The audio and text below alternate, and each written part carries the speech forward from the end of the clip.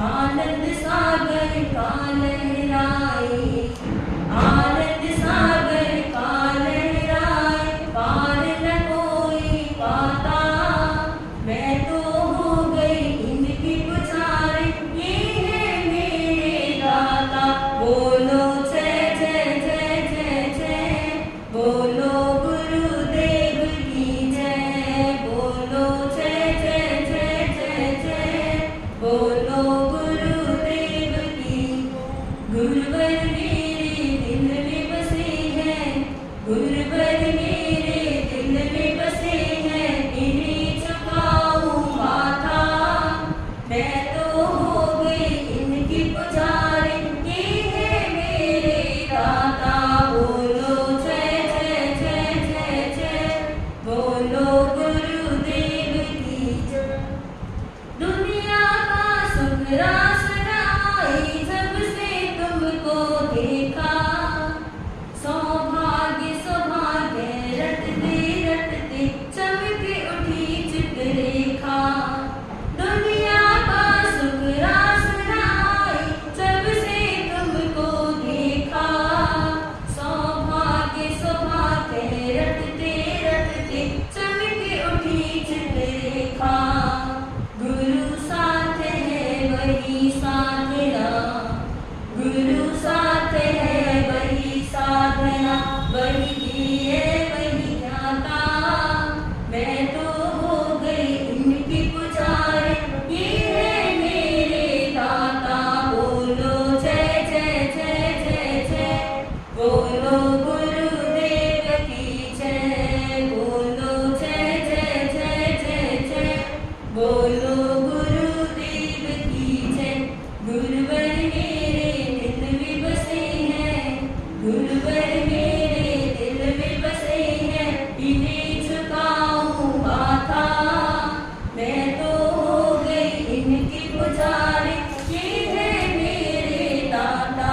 बोलो जय जय जय जय जय, बोलो गुरुदेव की जय, बोलो जय जय जय जय जय, बोलो गुरुदेव की जय।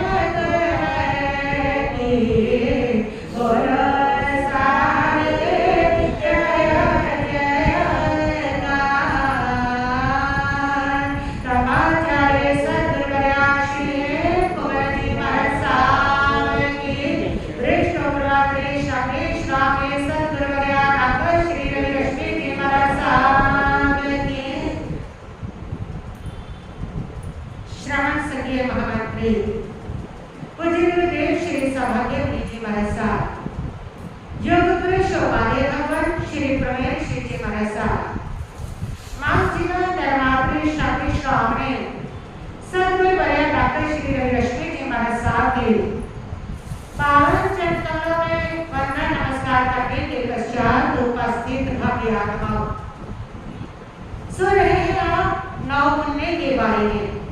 परमात्मा प्रभु महावीर ने 9 प्रकार के पुण्य करे हैं। आइए उसके ऊपर एक छोटा सा भजन ध्वनि करा लें। अभी समय है हाथ में, अभी समय है हाथ में, ले लो संपल साथ में, ले लो संपल साथ में, जहाँ कहीं जाओगे वहाँ सुख पाओगे, जहाँ कहीं जाओगे वहाँ सुख पाओगे। भूखा प्यासा द्वार पे, भूखा प्यासा द्वार पे, आकर करे पुकार रे, आकर करे पुकार रे, ना बन कराओगे वहाँ सुख पाओगे, ना बन कराओगे वहाँ सुख पाओगे। अभी समय है हाथ में, ले लो संपल साथ में, जहाँ कहीं जाओगे वहाँ सुख पाओगे, जहाँ कहीं जाओगे वहाँ सुख पाओगे। मन शिववाणी में हो, मन पुण्य में लीन हो, मन शिववाणी में हो, मन पुण्य में लीन हो, न बन कराओगे वहाँ सुख पाओगे, न बन कराओगे वहाँ सुख पाओगे।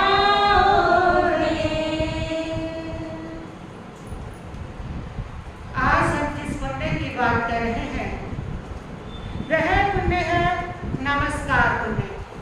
बड़ा प्यारा पुण्य है। हमारी भारतीय संस्कृति में नमस्कार को बहुत महत्व दिया गया है। जब भी घर में कोई आता है तो नमस्कार किया जाता है। कोई मेहमान आया उसको भी नमस्कार करते हैं। जब भी कोई बड़े मिलते हैं तो नमस्कार करते हैं। छोटे से बच्चे को सिखाने लग जाते हैं कि बड़ों को नमस्कार किया जाता है। ये हमारी संस्कृति है। और इसके साथ साथ नमस्कार का इतना महत्व है कि कोई भी जो धर्म पूजा है वो बिना नमस्कार के होती नहीं है। कोई भी जो मंत्र है उसके पहले नमो आता है, तब वो मंत्र पूरा होता है। जब पीछे नमो आएगा, जब आगे नमो आएगा। बिना नमस्कार के कोई आराधना नहीं होती। बिना नमस्कार के कोई मंत्र फलीभूत नहीं होता। बिना नमस्कार के कोई परमात्मा की को भी नहीं रिझाया जा सकता। सारा धर्म, सारी आराधना अगर किसी पर टिकी है तो वो नमस्कार के ऊपर टिकी हुई है। आप कोई भी पूजा करते हो उससे पहले भगवान को नमस्कार। मंदिर में घुसते ही आप क्या करते हो? नमस्कार करते हो, क्योंकि सारी जो आराधना है उसका मूल नमस्कार पर टिका हुआ है। इसलिए जैन धर्म में नमकार महामंत्र को नमस्कार महामंत्र भी कहा जाता है। ऐसा महामंत्र जिसमें 5 शक्तियों को नमस्कार किया गया। और परमात्मा प्रभु महावीर यही कह रहे हैं कि ये 9वें प्रकार का पुण्य है नमस्कार पुण्य। जिस नमस्कार का आप शिष्टाचार समझ करके करते हो वही नमस्कार आपके पुण्य का खजाना भरता है। जिस नमस्कार को आप आराधना समझ के करते हो वही नमस्कार आपके कर्मों की निर्जरा करता है। नमस्कार, नमस्कार का मतलब केवल हाथ जोड़ना ही नहीं है। अगर इतना ही मतलब होता कि हाथ जोड़े हुए हैं और नमस्कार हो गया, फिर तो तुम्हारी मोबाइल पर बजने वाली नमस्कार की जो रिंगटोन है ना, उससे मोक्ष मिल जाता तुम्हें। उसका मतलब इतना नहीं है। नमस्कार का मतलब है मन से विनम्र हो जाना। तन से नमस्कार का उतना महत्व नहीं जितना महत्व मन से किए गए नमस्कार का हुआ करता है। तन से तो बहुत झुकते हो, दिन में कितनी बार झुक जाते हो। कोई वस्तु उठानी है तब भी झुकते हो, और किसी से भी काम करवाना है, कुछ लेना है नीचे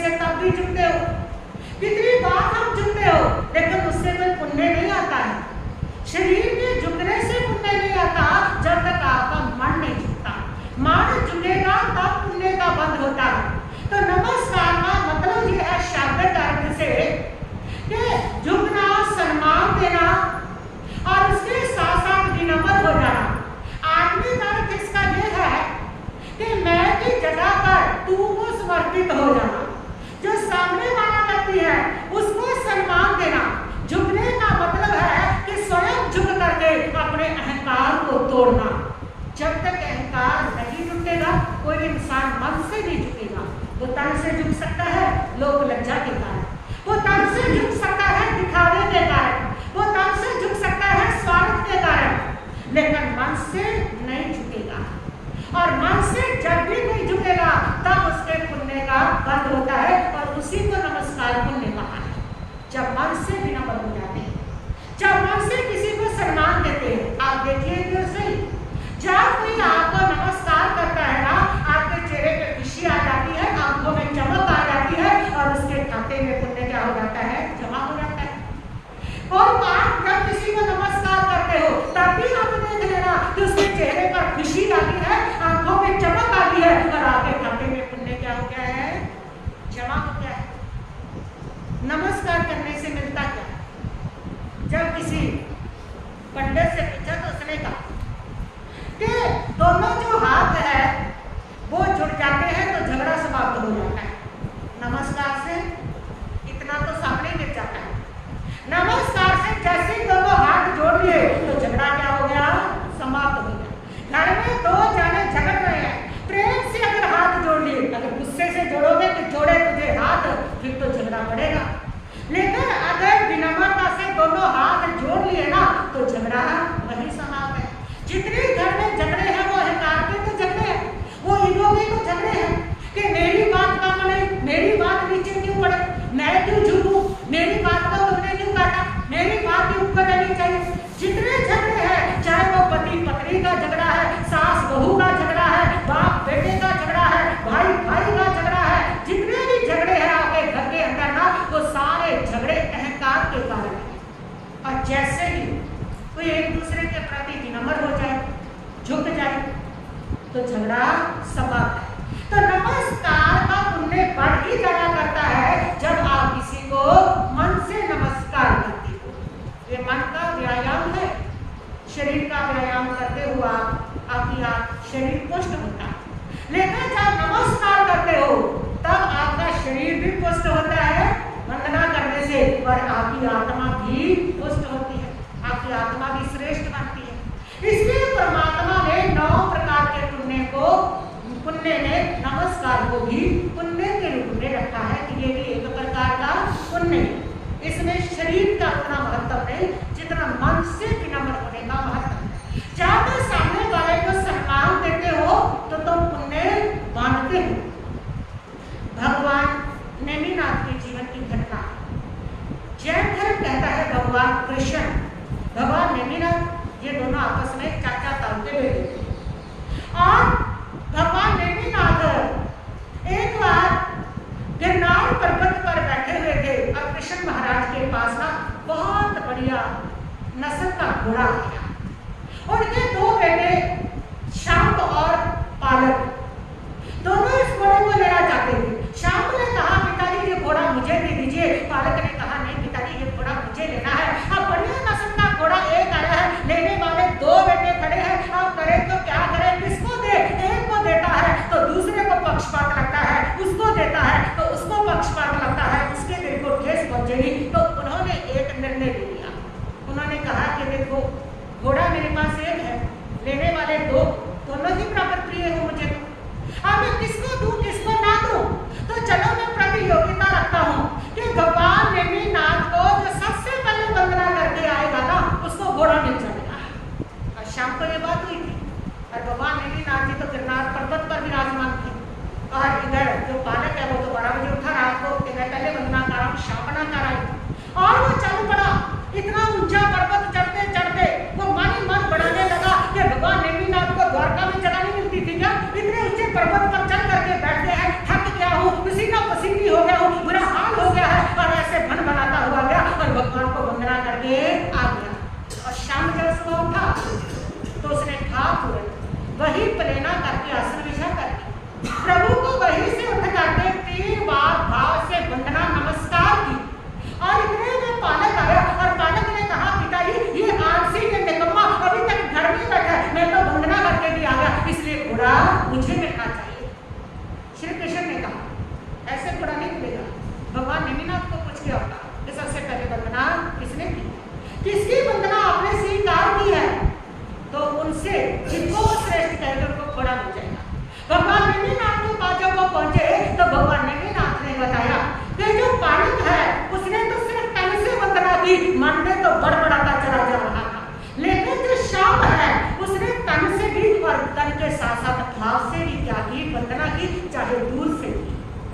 उसकी भाव से भी वंदना। इसलिए जो वंदना है वो भाव की वंदना महत्वपूर्ण होती है। तो घोड़ा किसको मिला? शाप को मिला। तन का झुकना नहीं है जब तक मन नहीं झुकता। मन झुकेगा तभी वो नमस्कार पुण्य है। अगर नमस्कार किसी को चला करके मारोगे तो वो नमस्कार से पुण्य नहीं बनेगा, उस नमस्कार से तो पाप ही बनेगा। मन के साथ जुड़ा है नमस्कार, तन से उतना नहीं जुड़ा जितना मन से जुड़ा। सारी साधना का अगर उद्देश्य है परमात्मा की साधना का तो वो मन से ही जुड़ा हुआ है, भावना से जुड़ा हुआ है। तन से वंदना नहीं करोगे, मन से विनम्र हो सबके प्रति, मन से सबको सम्मान दे रहे हो, तब भी आपका नमस्कार पुण्य जमा हो रहा है। लेकिन अगर मन से घर बना रहे हो और ऊपर से वंदना कर रहे हो तब भी आपको नमस्कार पुण्य नहीं मिल रहा है। मन से जुड़ा है, आपकी भावनाओं से जुड़ा है नमस्कार। इसीलिए कहा जाता है कि विनम्र होकर के सबको सम्मान दो, सबको इज्जत दो, इससे तुम्हारे नमस्कार पुण्य का बंध होता है। कब नमस्कार पुण्य बनता है? जब तो बड़ों को नमस्कार करते हो तो नमस्कार पुण्य आता है। जब तो गुरुजनों को वंदना करते हो नमस्कार पुण्य आता है। जिस समय तो सबको सम्मान देते हो तो नमस्कार पुण्य आता है। जिस समय तो विनम्र हो जाते हो तो नमस्कार पुण्य आता है। विनम्र हो गए, अहंकार चला गया तो नमस्कार अपने आप हो गया। नमस्कार का मतलब ही विनम्र होना है।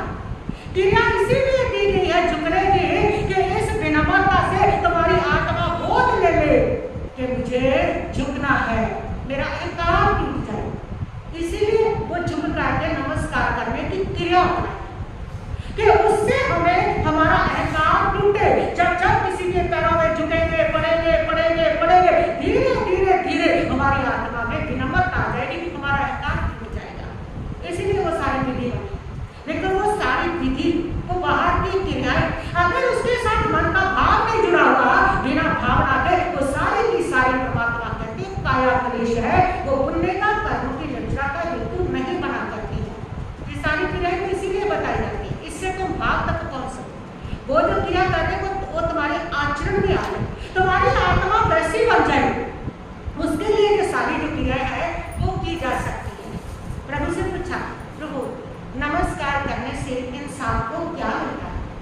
परमात्मा ने कहा नमस्कार करने से 8 प्रकार के जो मत कहे हैं ना उनका समापन होता है। क्या मिलता है मैंने बताया? नमस्कार करने से व्यक्ति को उच्च सौभाग्य मिलता है, उच्च रूप मिलता है, उच्च ज्ञान मिलता है, उच्च ऐश्वर्य मिलता है, उच्च समृद्धि मिलती है, यानी कि ये सारी श्रेष्ठ मिलता है। नमस्कार करने से इतना पुण्य आता है। जो व्यक्ति सर्वश्रेष्ठ ज्ञानी होगा, विद्वान होगा, लोग भी उसकी सलाह देने के लिए आएंगे, रूप संपन्न होगा, ऐश्वर्य धर्म होगा, सौभाग्य होगा, यहाँ तक के उसकी आज्ञा चलेगी, सब उसकी सलाह देंगे। वो जो किसी को ऑर्डर निकालते ना, लोग प्यार से श्रद्धा से स्वीकार करेंगे। और आज तुम रोते कि हमारी कोई सुनता ही नहीं, हम किसी को बात कहते तो मानते नहीं। अरे भाई, जितना आकड़ जीवन में रखोगे ना उतना ही सामने वाला आकड़ा हुआ मिलेगा। जितना तुमने विनम्रता का पुण्य कमाया होगा उस पुण्य का फल ही तुम्हारे पास ये आएगा कि तुम्हारे सामने सब जो लोग हैं अगले जन्म में झुकते चले जाएंगे और तुम्हारी बात को सर मध्य कह करके मानते चले जाएंगे। और अगर तुम पुण्य नहीं कमाओगे ना नमस्कार का, तुम विनम्रता का को धारण नहीं करोगे तो तुम्हारे सामने भी सब अकड़े हुए आएंगे। तुम्हारे भीतर की अकड़ तुम्हारे सामने अकड़ पैदा करेगी, तुम्हारे भीतर की विनम्रता तुम्हारे सामने विनम्रता पैदा करेगी। जैसे हम होंगे वैसा बीज बोया जाएगा और वैसा फल हमारे सामने आएगा।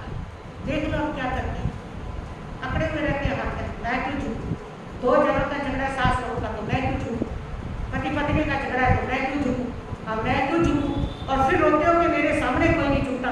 जब तुम नहीं झुकोगे तुम्हारे सामने कोई नहीं झुकेगा। तुम झुकोगे तभी तुम्हारे सामने कोई ना कोई आकर के झुक सकता है। कहते हैं कि एक व्यक्ति था और वो व्यक्ति जो था बहुत अकड़ वाला था।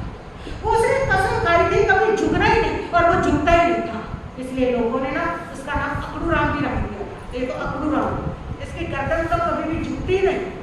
और वो कभी झुका था ना जीवन में तो एक ही बार झुका था कि एक बार उसके क्लास रूम में उसका बस्ता नीचे गिर गया था, बस उसको उठाने के लिए झुका था, वरना वो जिंदगी में कभी झुका ही नहीं था।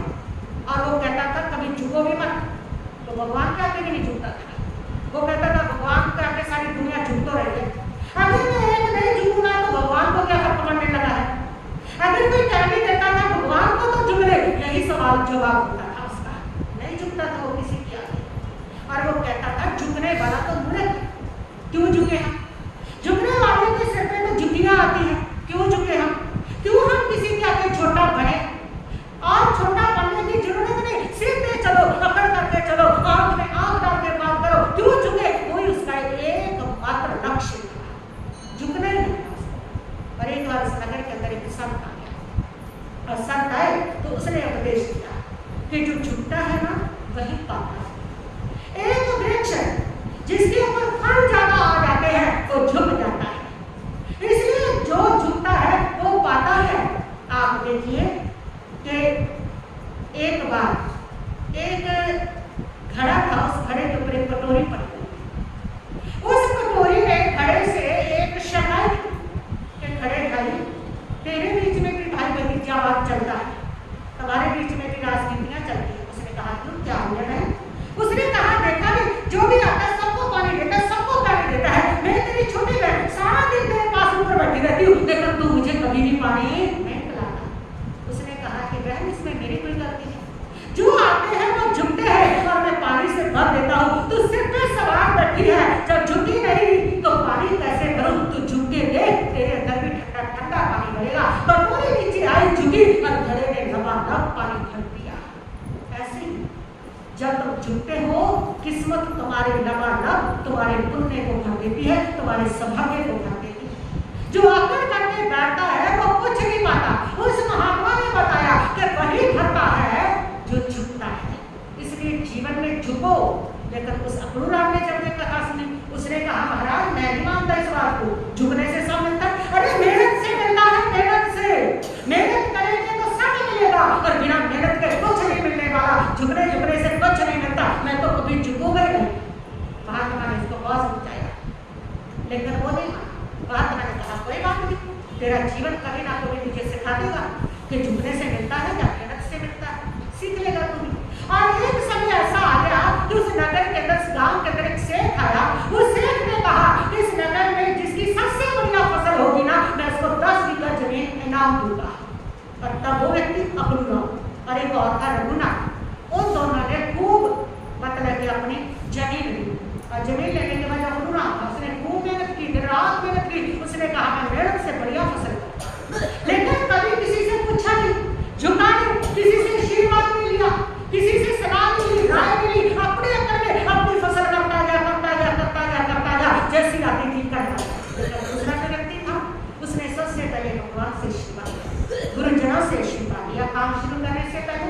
फिर उसने सबसे राय ली, बड़े बुजुर्गों से, बड़े लोगों से, उनको नमस्कार कर करके पूछा कैसे बढ़िया फसल कर सकता हूँ। बड़े अच्छे अच्छे लोगों से राय ली और दोनों ने फसल की। और जब फसल हुई तो रिजल्ट क्या आया कि वो जो अक्रूराम था और जो वो दूसरा रघुनाथ था, रघुनाथ की फसल की जो बलिया थी वो झुक करके खड़ी हुई थी, और अक्रूराम की फसल की जो बलिया थी वो ऐसी सीधी बालों की तरह खड़ी हुई थी। और जज आए, उन्होंने जब उस सबका परीक्षण किया तो उन्होंने देखा कि जो रघुनाथ की बलियां झुकी हुई है, इसका मतलब ये है इसमें दाना अच्छा आया है, जिसके कारण झुक गई। और जो झुकी गई है उसमें दाना अच्छा नहीं है, इसलिए वो क्या खड़ी है, सीधी खड़ी है। और उन्होंने नाम दिया रघुनाथ को, और वो हफ्ता हफ्ता रह गया। वो अक्रूराम की ये क्या हो गया, मैंने कितनी मेहनत की। महात्मा ने फिर उसको समझाया कि बेटा व्यक्ति मेहनत से नहीं पाता, वो पुण्य से पाता है, विनम्रता से पाता है, झुकने से पाता है। अगर तुम्हारा भाग्य साथ नहीं दे रहा तो कितनी मेहनत करो कुछ नहीं पाओगे, और अगर पुण्य साथ दे रहा, भाग्य साथ दे रहा तो कर्म से भी सब कुछ पाओगे। जो कम भाग्य लेके आया वो लेबर व्यक्ति सारा दिन मेहनत करता है, तुम्हारे सामने खाता मुश्किल से 2 रोटी है, और एक से सिर्फ बैठ करके कुर्सी पे कलम चला के जाता है, कोई शरीर मेहनत नहीं करता, लेकिन पाता सब कुछ है। किसके कारण, किसके कारण, पुण्य के कारण। मेहनत से मेहनत, पुण्य से। पुण्य साथ में होना जरूरी है तब मेहनत फलती है, पुण्य साथ में नहीं है तो मेहनत नहीं फलेगी। मेहनत का स्थान है, मेहनत का महत्व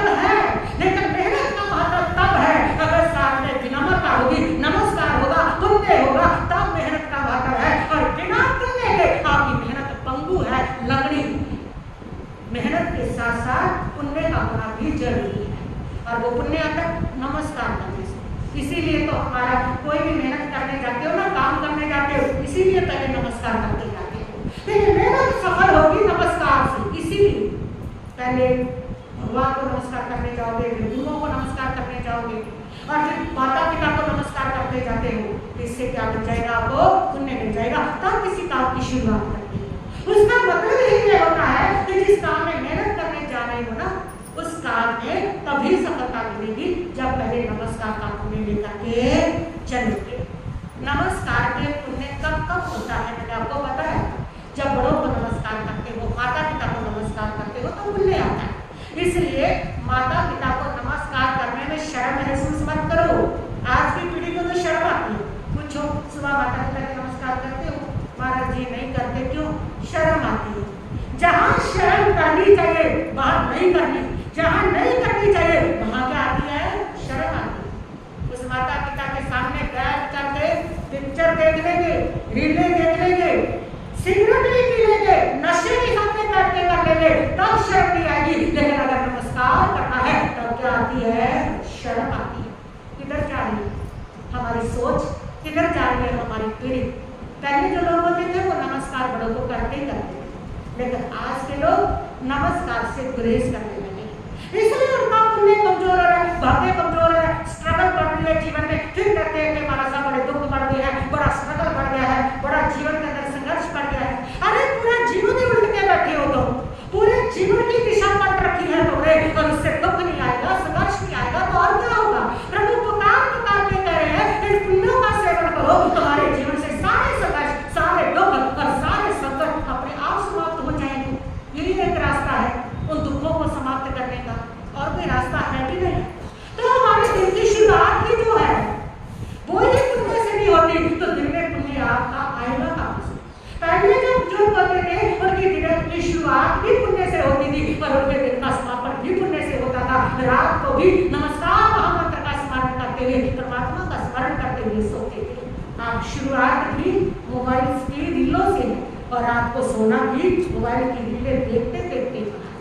दोनों में पाप है, इसके अलावा कुछ नहीं है। पुण्य का नाम निशान तो जीवन में सुख आएगा कहाँ से? क्या क्या चमत्कार करता है नमस्कार।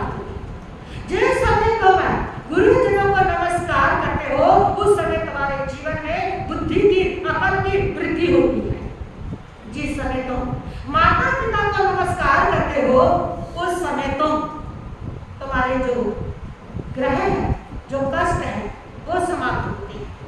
जिस समय तुम साधु संतों को नमस्कार करते हो उस समय तुम्हारे घर के अंदर शांति की स्थापना होती है। ये नमस्कार करने का चमत्कार होता है, अलग अलग उसका प्रभाव है। किसको नमस्कार करने से क्या क्या मिलने वाला? अपने अध्यापक को, अपने शिक्षक को नमस्कार करने से ज्ञान बढ़ेगा तुम्हारा, ज्ञानी को नमस्कार करने से। माता पिता को नमस्कार करने से मुसीबतें कम होगी, जीवन की दुख मिटेंगे, और साधु संतों को नमस्कार करने से ग्रह शांति होगी। अलग से ग्रह शांति करवाने की जरूरत नहीं, नमस्कार करने की काम करते रहो, लेकिन वो भावना से तो होता नहीं। और साथ सब लोग करेंगे महाराज जी बताइए, वरना हाँ पता नहीं किधर को जाओगे, देख कहीं रहे हैं, नमस्कार इधर है, हाथ इधर है, मुंह किधर है, आंखें किधर है, उससे पुण्य नहीं आता, उससे पाप ही चलता दिया है। भावना के साथ, उच्च भावना के साथ किया हुआ तुम्हारा पुण्य तुम्हारे ग्रह शांति करता है। ये परमात्मा प्रभु महावीर बता रहे हैं पुण्य की महिमा के बारे में। ऐसी पुण्य की महिमा, इसलिए ऐसे पुण्य की कमाई आप अपने जीवन के अंदर अवश्य करें। नमस्कार पुण्य 9वां पुण्य है, और आज ये पुण्य हमारा समाप्त नहीं हो गया है। 9 पुण्य मैंने आपको बताए, और इन 9 पुण्यों के माध्यम से आपके जीवन को सुखी बनाने के 9 मार्ग भी बताए परमात्मा ने। 9 ऐसी चाबियां बताई जिससे सुख का खजाना खोल सकते हो, और इन 9 का जितना जीवन में उपयोग करोगे, जीवन अगले जन्म में नहीं, इसी जन्म में सुखी होना शुरू हो जाएगा। इस पुण्य की करामात हुआ करती है, इन दुआओं की करामात हुआ करती है। इसलिए 9 प्रकार के पुण्य ने आप लोगों को ये सुनाए, और आप इनको अपने जीवन के अंदर ग्रहण करना। अभी भी समय है, जहाँ जाओगे ये पुण्य आपके जीवन को बड़े सुखदायक बनाएगा। आज जो सुख आया है जीवन में, किसी के भी जीवन में, वो पूर्ण ने इन 9 पुण्यों को परमात्मा कहते उन्होंने किया, इसलिए सुखी। और अगले जीवन में भी अगर सुखी बनाना है तो 9 पुण्यों को आपको करना ही होगा। श्रद्धा भक्ति के साथ गुरु आरती करेंगे।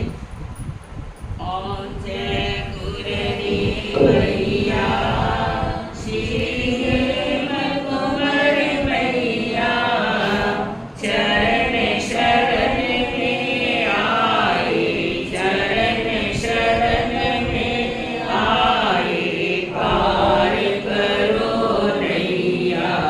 ओम जय गुरु मैया, रामा भंडी नगरी आपन जन्म लिया, मैया आपन जन्म लिया। पिता गुरु मुख जय कौर को, पिता गुरु मुख जय कौर को धन्य धन्य किया। ओम जय गुरनी मैया, माग सुरी पूर्णिमा सिर सारी शानी, मैया सिर सारी शानी। मोहन कुंवर गुरनी ने, मोहन कुंवर गुरनी ने कृपा पूरन की। ओम जय गुरनी मैया, जब से संयम धारा सहज ही सब कुछ था, मैया सहज ही सब कुछ था। सहज सेवा समर्पण, सहज सेवा समर्पण, सहज ही नम्रता। ओम जय गुरनी मैया, निरगत तपस्या करके निरजित कर्म किए, मैया निरजित कर्म किए। अमृत केसर बरसा कर, अमृत केसर बरसा कर, युग गुरु दर्श दिए। ओम जय गुरनी मैया, लुधियाना में आपने किया संथारा, मैया किया संथारा। जिन शासन चमकाया, जिन शासन चमकाया, जीवन संवारा। ओम जय गुरनी मैया, जो भी दर के आया पूरी हुई आशा, मैया पूरी हुई आशा। तब दर्शन की मैया, तब दर्शन की मैया, मुझको भी अभिलाषा। ओम जय गुरनी मैया, सदामही भावों से आरती जो गावे, मैया आरती जो गावे। रवि रश्मि कहनी से, रवि रश्मि कहनी से, वांछित फल पावे। ओम जय गुरनी मैया, ओम जय गुरनी मैया, श्री हेम कुंवर मैया, चरण शरण में आए, पार करो नैया। ओम जय गुरनी मैया। बोलिए तपाचार्य गुरुनिमिया श्री हेमवती महाराज की, चिंतामणि पाशनाथ भगवान की, शरण भगवान महावीर स्वामी की, चमत्कारी महापुरुष श्री रूपचंद जी महाराज की, सभी आचार्य भगवंतों की, श्रवण सिंह महामंत्री बुद्धि गुरु श्री सौभाग्य मणि जी महाराज की, तपाचार्य गुरु माता श्री हेमकुंवर जी महाराज की, श्रमी शिष्ट महासाथी श्री मोहन कंवर जी महाराज की, विश्व की सभी महान पुरुषों की। आज के लिए आप लोगों का नियम, आप खाने पीने की किसी भी वस्तु में से मीठा नहीं छोड़ेंगे, शहद मक्खन का आप लोग त्याग करेंगे। और आज आप लोग संतरा, सीताफल और साबूदाना, संतरा, सीताफल और साबूदाना, इसका आप लोग ये त्याग करना चाहिए। इनमें से 1, 2, 3 जैसे भी आप चाहें त्याग कर सकते हैं। अपयोग से दंतवंश ऐसा कैसा तस्म त्याग दोष से। आज आप सब सत्संग प्रेमियों का हृदय की गहराई से स्वागत है, अभिनंदन है। वहाँ पर सदगुरुगढ़ से गुरली मिया के अनन्य भक्त माननीय ज्ञानचंद जी जैन जो हैं वह प्रवचन सभा के अंदर उपस्थित हुए हैं, उनका भी अभिनंदन है, स्वागत है। और अपने जीवन काल के अंदर भी इन्होंने जब गुरली मिया रहे तो उस समय उनकी बहुत ज़्यादा क्या है सेवा की। और उसके बाद यानी हमारे साथ भी वैसा ही इनका जो रिश्ता है वो क्या है जुड़ा हुआ है। समय समय पे पहुँच करके अपनी जो सेवाएं हैं, अपनी जो भक्ति है, अपनी जो श्रद्धा है, ये प्रस्तुत करके रहते हैं। पहुँचे हैं वहाँ पर, अभिनंदन है। चैतारी मंगलम अरिहंता मंगलम सामंगलम सामंगलम केली पतो मंगलम, चैतारी गुत्मारी हंता गुत्मा साधुत्मा साधुत्मा केली पतो गुत्मा, चैतारी शरण पज्जानी हंते शरण पज्जानी सिद्धि शरण पज्जानी साहु शरण पज्जानी केली पतो शरण पज्जानी, चार शरणे दुख हरणे मंगल करने और न शरणा कोई होगा जो भक्तानी करे आचरण, उसका सदा ही मंगल हो।